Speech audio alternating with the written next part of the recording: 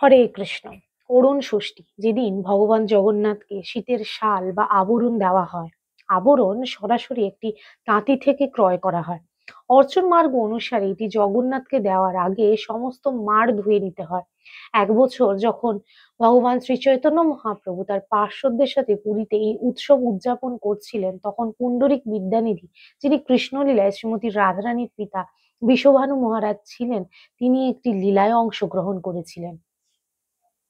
পুণ্ডরীক বিদ্যানিধি দেখলেন যে পুরোহিত জগন্নাথকে আবৃত করার আগে কাপড় ধোয়ার ব্যাপারে অবহেলা করছেন। যেহেতু তিনি ভক্তদের মধ্যে কিছু দোষ খুঁজতে চেয়েছিলেন, তাই তিনি ক্ষুব্ধ হন। এভাবে তার মন কলুষিত হয়।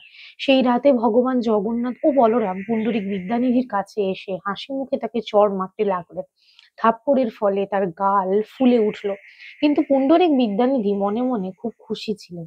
এই ঘটনা থেকে আমরা শিখতে পারি যে ভগবান তার ভক্তের বিরুদ্ধে অপরাধ সহ্য করেন না, এমনকি একজন উন্নত ভক্তের কাছ থেকেও না। আমরা আরো শিক্ষা পাই যে একজন শুদ্ধ ভক্ত ভগবানের কাছ থেকে ভালোবাসা এবং যত্নের প্রকাশ হিসেবে এই ধরনের শাস্তিও গ্রহণ করে থাকে। একজন শুদ্ধ ভক্ত তাকে সংশোধন করার জন্য এবং তাকে আরো অপরাধ করা থেকে বিরত রাখার জন্য ভগবানকে ধন্যবাদ জানায় এবং সে তার হৃদয়ে প্রচন্ড আনন্দ অনুভব করে। হরে কৃষ্ণ।